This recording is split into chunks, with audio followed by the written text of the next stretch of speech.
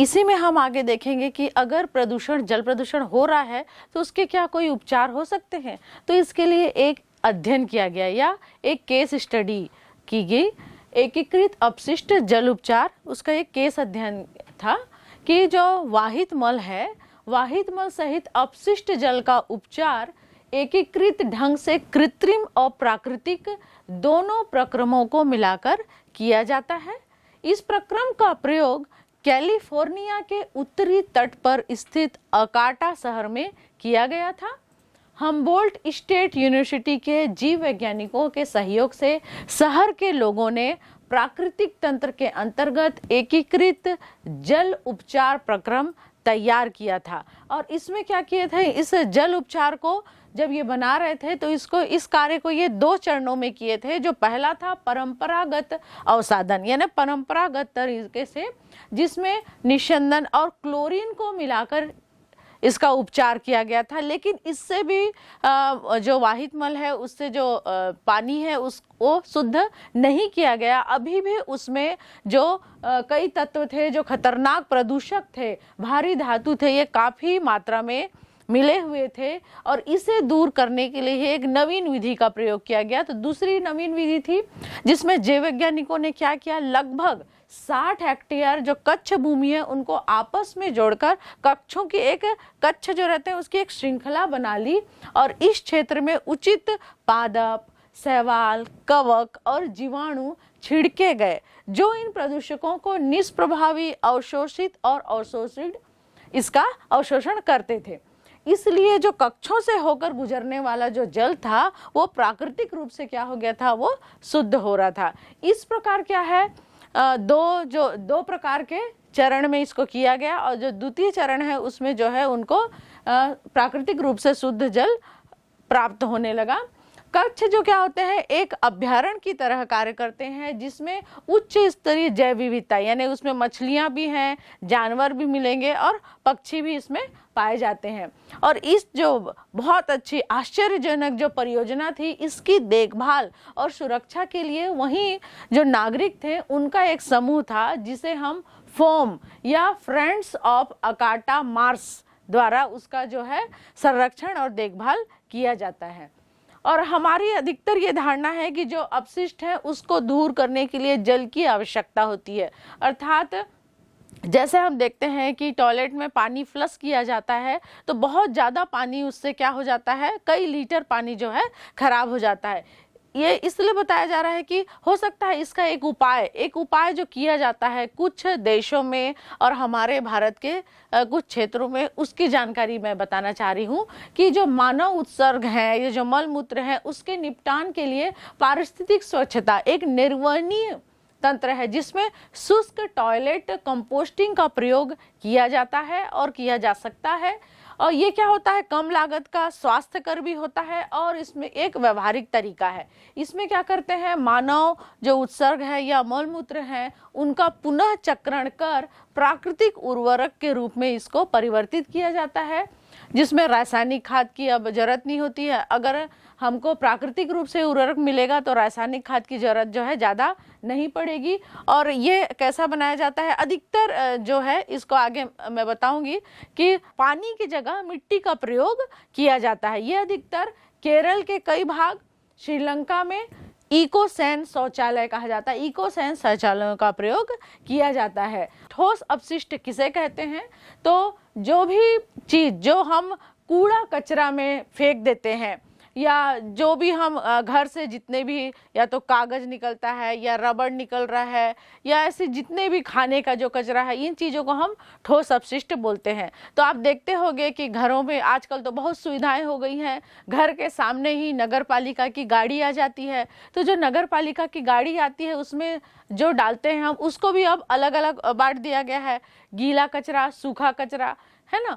तो ठोस अपशिष्ट आपके बुक में ठोस अपशिष्ट दिया गया है, तो उस ठोस अपशिष्ट को मैं बताना चाहूँगी कि जितने भी घरों से, कार्यालय से, विद्यालय आदि से जो खराब चीज़ निकलते हैं जिसका निपटान किया जाता है, ये ठोस अपशिष्ट कहलाते हैं। और ठोस अपशिष्ट में मुख्यतः क्या होते हैं, जो कांच है, कागज है, धातु है, ये सब क्या होते हैं, चमड़ा, वस्त्र ठोस अपशिष्ट है।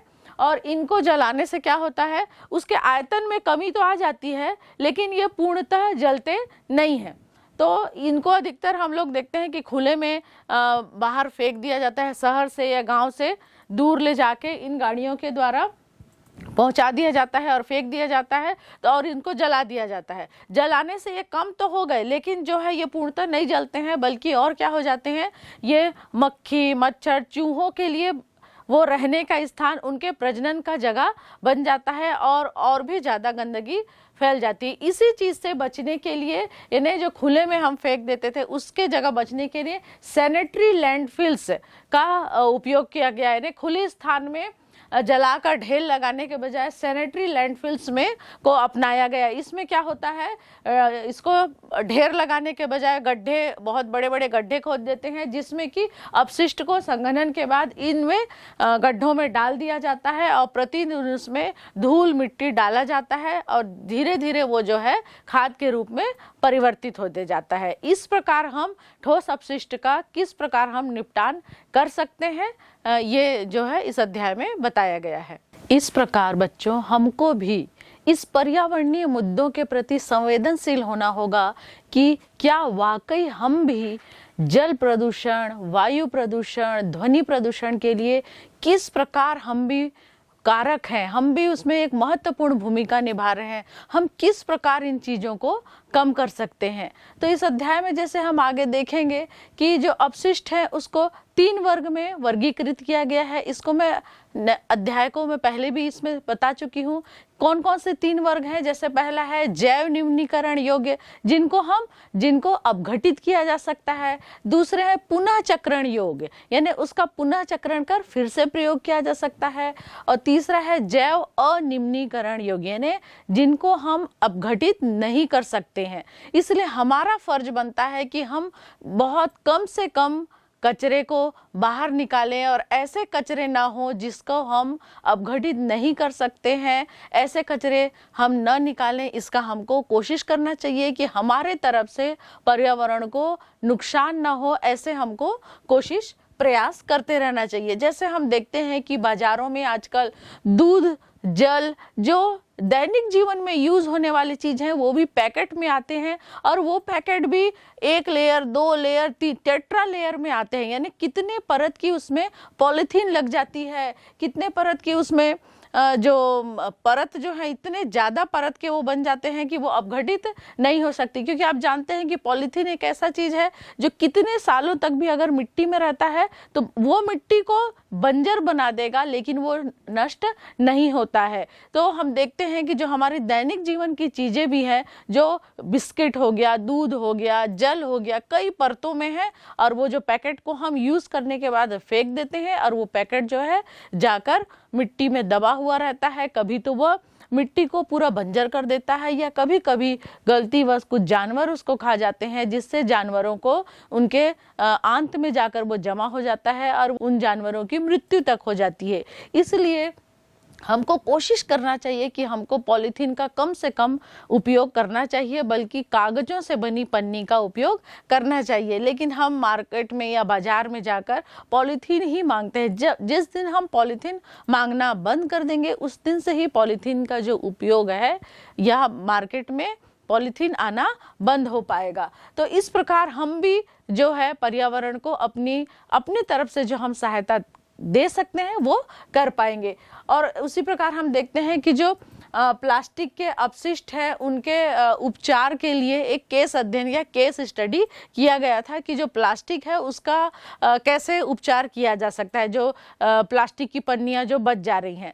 तो क्या है, एक बेंगलोर के 57 साल के एक अहमद खान जी हैं जो प्लास्टिक की बोरी बनाते थे। वो प्लास्टिक की बोरियां बनाते थे बेंगलोर में और कई वर्षों तक वो प्लास्टिक की बोरियां बना रहे थे। लेकिन वो देखे कि प्लास्टिक की जो बोरियां हैं इसका उपयोग नहीं हो पाता। वो भी चाहते थे कि मैं पर्यावरण को कुछ सहायता करूं, जबकि मेरे तरफ से ही प्लास्टिक की बोरियां बन रही है। तो उन्होंने क्या किया, आरवी इंजीनियरिंग कॉलेज और बेंगलोर सिटी कॉरपोरेशन की मदद से जो प्लास्टिक की बोरियां हैं उसमें बिटुमेन के साथ उसको मिश्रित किया और देखे कि ये सड़क बनाने में उपयोगी थी। और इस प्रकार उन्होंने बिटुमेन और पॉली ब्लेंड के जो सम्मिश्रण है या ब्लेंड का प्रयोग करके इन्हें सड़क में उसका उपयोग करने लगे, सड़क बनाने में।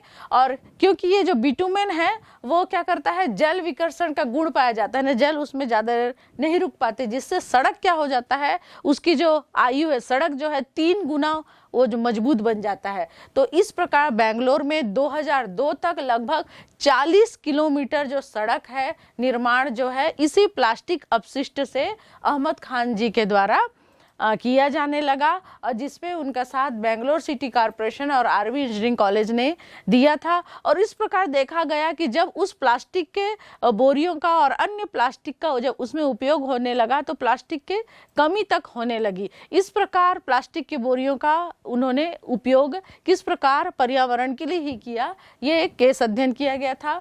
इसी प्रकार जो अस्पताल के जो अपशिष्ट हैं उनके निपटान बहुत ज़्यादा जरूरी है, जिसके लिए हमको भस्म या इंसिनेटर जो है बहुत ज्यादा आवश्यक यंत्र है। इसी प्रकार हम देखते हैं कि ई वेस्ट किसको बोलते हैं, इलेक्ट्रॉनिक अपशिष्ट, या हम कह सकते हैं जो कंप्यूटर हैं या जो भी इलेक्ट्रॉनिक सामान है जिसका मरम्मत हम नहीं कर पा रहे हैं उसको हम ई वेस्ट कहते हैं। यानी बहुत सारे हम देखते हैं कि आजकल एक मोबाइल आता है, दूसरा मोबाइल आता है तो उसका उपयोग नहीं हो पाता। इसी प्रकार कई कैमरे हैं, कई टीवी हैं, बहुत सारे माउस हो गया, आपके कई सारी चीजें हैं, ई वेस्ट कहलाते हैं ना। इलेक्ट्रॉनिक जो उपकरण है जिनके मरम्मत नहीं किया जा सकता और वो पड़े रहते हैं उसको ई वेस्ट कहते हैं। इस प्रकार ई वेस्ट हमारे देश में ही नहीं कई देशों में हो रहे हैं। तो जो विकसित देश हैं उनसे अधिकतर जो विकासशील जो देश हैं वो ई वेस्ट का निर्यात किया जाता है, और जिससे कि क्या होता है, उन ई वेस्ट से लोहा, सोना, तांबा, सिलिकॉन जैसे चीज़ों को उससे धातु निष्कर्षण के द्वारा उसको निकाल लिया जाता है। और जो विकसित देश है उसमें कई वहाँ पर उसके निपटान के उपाय हैं, लेकिन विकासशील देशों में अभी भी इसके उपचार के लिए कोई भी ज़्यादा अच्छे प्रक्रम स्टार्ट या प्रक्रिया स्टार्ट नहीं हो पाई है। तो इसीलिए जो ई अपशिष्ट है उनके उपाय यानी उनको जो निपटान के लिए एक ही मात्र उनका उपाय है पुनः चक्रण करना, कि उसको किसी प्रकार उसका पुनः चक्रण किया जाए तभी इस ई वेस्ट का निपटान किया जा सकेगा। इसी प्रकार हम देखते हैं कृषि रसायन, जो कृषि रसायन है और इनके प्रभाव, यानी जैसे जैसे हम देख रहे हैं कि संख्या बढ़ती जा रही है, यानी जनसंख्या जैसे जैसे बढ़ती जा रही है, जितनी जनसंख्या बढ़ेगी उतना ही हमको खाने के लिए चावल लगेगा, उतनी ही सब्जियां, उतनी ही दाल। तो उसके लिए क्या करेंगे, जमीन तो उतनी ही है, तो किसान क्या करेंगे, ज़्यादा से ज़्यादा हम भूमि में क्या करते हैं, वो पीड़कनाशी, कवकनाशी या शाकनाशी यानी इन चीज़ों का उपयोग, ताकि ज़्यादा से ज़्यादा सब्जी हो जाए, दाल हो जाए, चावल हो जाए, क्योंकि लोग तो बढ़ गए हैं तो ज़्यादा इनका उपयोग हो रहा है। जिससे क्या हो रहा है, वायुमंडल क्या, हमारी जो मृदा है, मिट्टी जो है वो भी बंजर होती जा रही है, उसका भी जो पोषण स्तर है वो कम होते जा रहा है।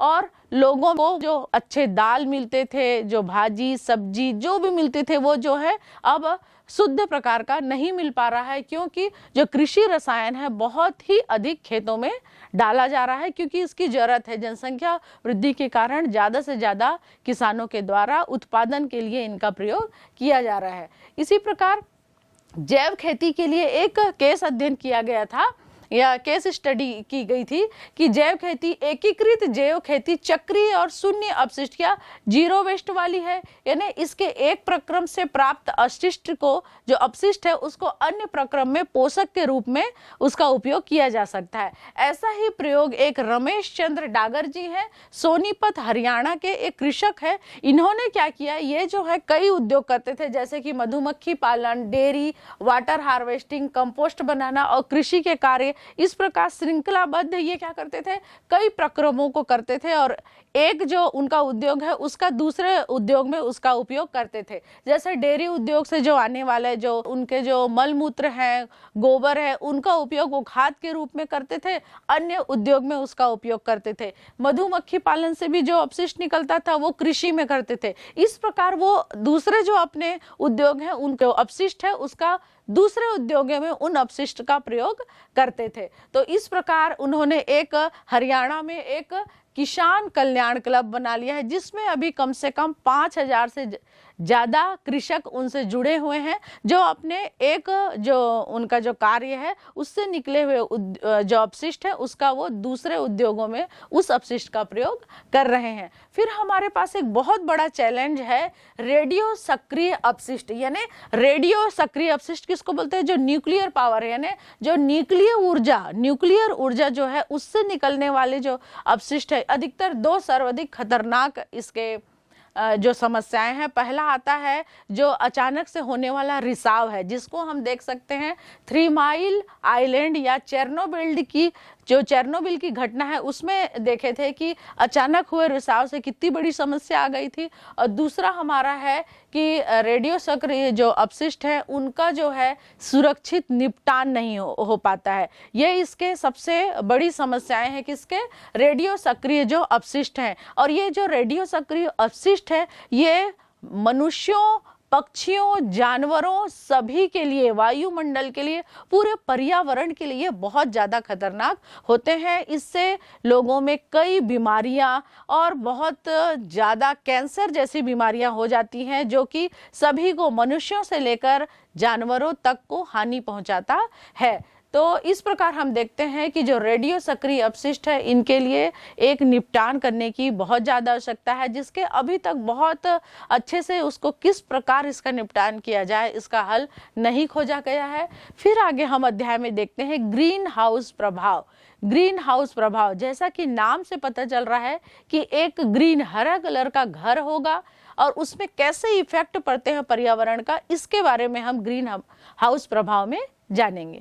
ग्रीन हाउस प्रभाव एक पूरी परिघटना है, एक घटना होती है जिसे हम ग्रीन हाउस प्रभाव कहते हैं।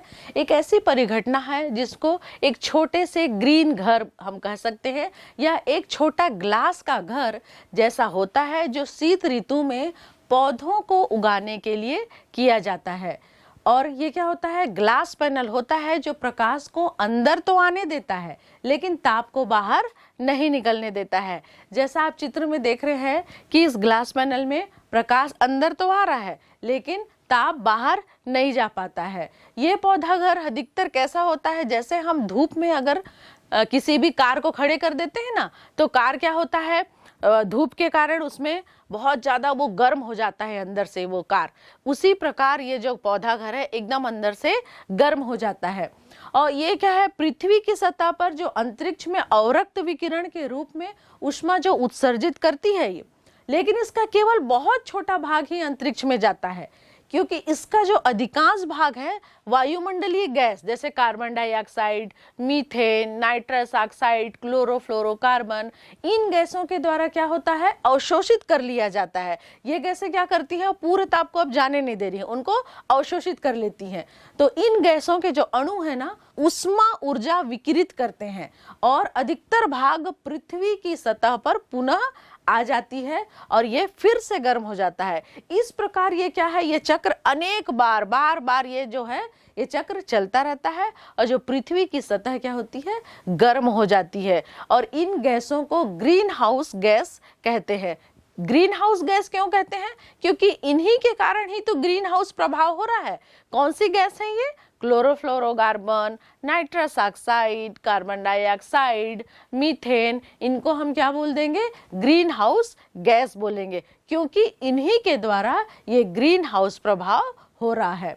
हम देखते हैं कि हिमालय की जो चोटियां हैं, अंटार्कटिका है, ग्लेशियर्स है, जो बर्फ वाले स्थान है ना, वो क्या हो रहे हैं, धीरे धीरे पिघलते जा रहे हैं। क्यों पिघलते जा रहे हैं? इसी कारण वायुमंडल जो है धीरे धीरे, जो हमारा एटमॉस्फेयर है, गर्म होते जा रहा है। गर्म क्यों हो रहा है? इन गैसों के कारण। इन गैसों की अधिकता हो जा रही है, जिसके कारण क्या है, उसमें वापस नहीं जा पा रहा है और वायुमंडल गर्म होते जा रहा है, जिससे धीरे धीरे ये क्या हो रहा है, ग्लेशियर, हिमालय की चोटी आदि जो है धीरे धीरे पिघलते जा रहा है, जिससे क्या हो रहा है, जो समुद्र के किनारे वाले जगह है ना, वो सब पानी में डूबते जा रहे हैं, जलमग्न होते जा रहे हैं। उससे क्या होगा, उससे पौधे, इंसान, कितने गांव होंगे, कितने शहर होंगे जो धीरे धीरे डूबते जा रहे हैं। यानी ये हमारे लिए ही हानिकारक है। अर्थात जो गैस है उनका उपयोग, हमको गैस ना निकले ऐसा हमको ज़्यादा से ज़्यादा उपयोग करना चाहिए। ने ऐसे चीज़ों का उपयोग हमको कम करना चाहिए जिनसे उनका उत्सर्जन होता है या ये गैस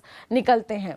उसके बाद हम देखते हैं समताप मंडल में ओजोन अवक्षय। यानी जो समताप मंडल में क्या, स्ट्रेटोस्फीयर या समताप मंडल क्या है, जिसमें ओजोन परत पाया जाता है। लेकिन मनुष्यों के द्वारा इतना ज्यादा प्रदूषण फैला दिया गया है कि वो भी अवक्षय यानी वो भी धीरे धीरे ओजोन परत जो है डिग्रेडेशन, उसका निम्नीकरण वो कम होते जा रहा है।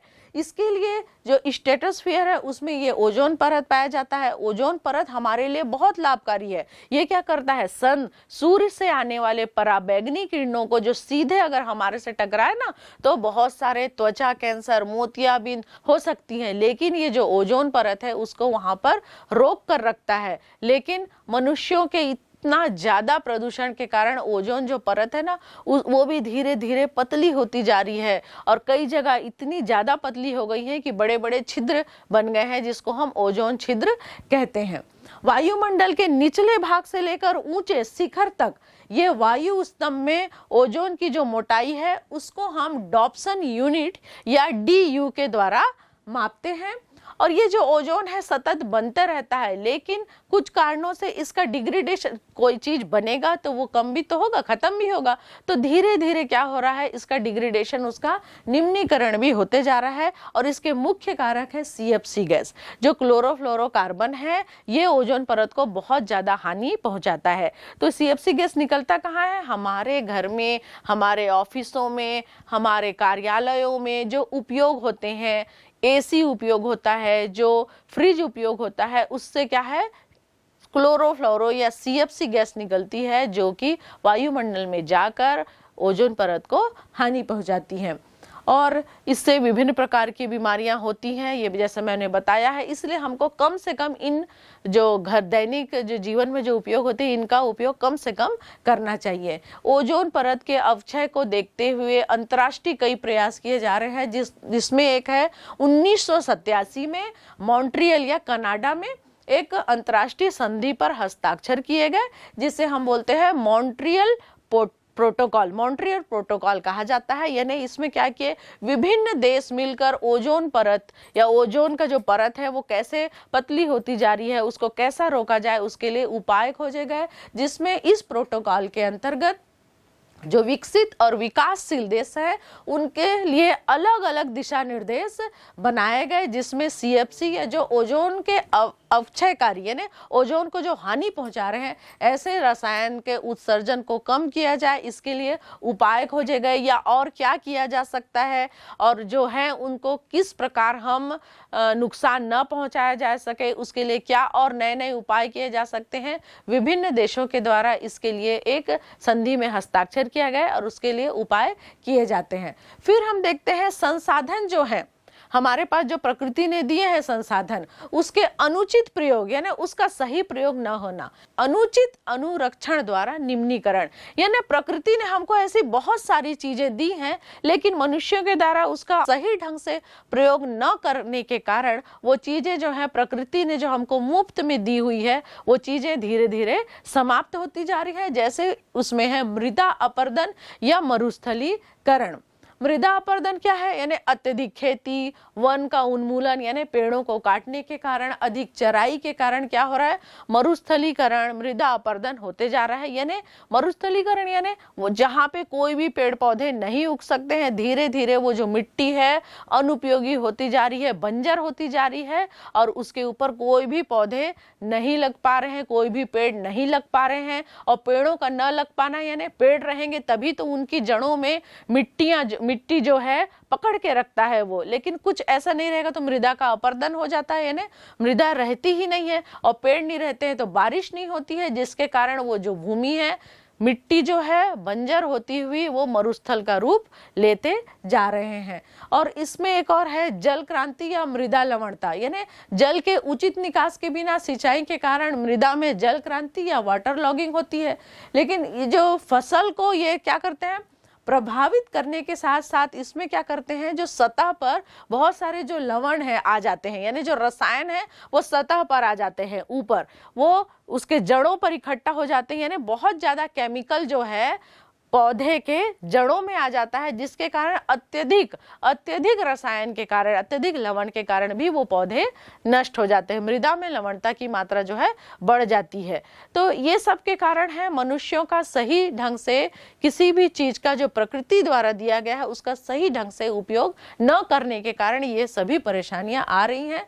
फिर हम देखते हैं कि वन उन्मूलन, नाम से स्पष्ट है वनों का उन्मूलन। हम देखते हैं कि एक सर्वे से आया है कि भारत में 40% वन जो हैं कट चुके हैं, वनों को नष्ट कर दिया गया है, पेड़ों को काट दिया गया है। जबकि भारत की राष्ट्रीय वन नीति जो है उसमें सिफारिश की गई है कि जो मैदानी इलाके हैं उसमें 33 से 35% जंगल के क्षेत्र होने चाहिए और जो पर्वतीय इलाके हैं वहां पर 67% जंगल के क्षेत्र होने चाहिए। लेकिन मनुष्य अपने लाभ के लिए इमारती लकड़ियों के लिए वृक्ष और बहुत सारी अपनी काष्ठ ईंधन, पशु फार्म आदि के कारण क्या करता है, बढ़ती जनसंख्या का कारण इन वनों को नष्ट करते आ रहा है, जिससे आगे के जो भविष्य के जो दूसरे पीढ़ी आएगी उनको इन वनों के कटने से बहुत ज्यादा परेशानी आ जाएगी। और कई भी वहाँ पे कई परेशानियां यहाँ पे हम देखते हैं, जैसे कि वन संरक्षण के लिए और भी कई उपाय किए जाए, लेकिन कुछ भी उसका, क्योंकि मनुष्यों के द्वारा उनका सही रख रखाव या उन बातों को न मानना ही इसका कारण है। उसके बाद हम देखते हैं कि वन संरक्षण के लिए लोगों की भागीदारी कितनी थी का एक अध्ययन किया गया कि कुछ लोग लेकिन ऐसे हैं जिन्होंने वन संरक्षण के लिए, पेड़ों के लिए अपने प्राणों की भी बलि दे दी, यानी उन्होंने अपने जान गंवा दिए। जैसे कि हम देखते हैं कि 1731 में राजस्थान के एक जोधपुर नरेश थे जो अपने महल को बनाने के लिए पेड़ों के कटाव के लिए जब जंगलों पर भेजे थे, तो वहां पर राजस्थान में एक बिश्नोई जो रहता है, बिश्नोई फैमिली है, बिश्नोई परिवार, वहां पे बिश्नोई लोग रहते हैं। तो एक बिश्नोई परिवार सामने आया और उसमें से उनकी एक बेटी, अमृता नाम की एक बेटी सामने आई, जिसका उसका कहना था कि पेड़ों को अगर काटोगे तो उसके साथ हमको भी काटना पड़ेगा, और वो पेड़ों पर चिपक गए थे। इस प्रकार हम देखते हैं कि किस प्रकार बिश्नोई परिवार ने एक छाप छोड़ दी कि पेड़ों के लिए उन्होंने जंगलों को बचाने के लिए अपने प्राण गंवा दिए। इसीलिए भारत सरकार ने अमृता देवी बिश्नोई वन्य जीव संरक्षण पुरस्कार की शुरुआत की। जो भी वनों के लिए, पेड़ों के लिए अच्छे कार्य कर रहे हैं, वन बचाव के लिए, उनको यह पुरस्कार दिया जाता है। इसी प्रकार हम गढ़वाल क्षेत्र में चिपको आंदोलन को जानते हैं, जिसमें 1974 में कई ठेकेदारों द्वारा जो है जंगलों की कटाई की जा रही थी, और वहाँ के जो लोग थे हिमालय में, उधर के जो गढ़वाल क्षेत्र के लोग हैं वो पेड़ों पे वो भी चिपक गए थे कि हाँ पेड़ों को नहीं काटना है। और ये ही एक बहुत बड़ा आंदोलन का रूप ले लिया था देश में, जिसको चिपको आंदोलन कहा जाता है। इस प्रकार हम देखते हैं कि हमारे भारत में भी और अन्य जगह पर ऐसे भी लोग हैं जो पेड़ों के लिए, वन्य जीवों के लिए बहुत सारे कार्य करते आ रहे हैं।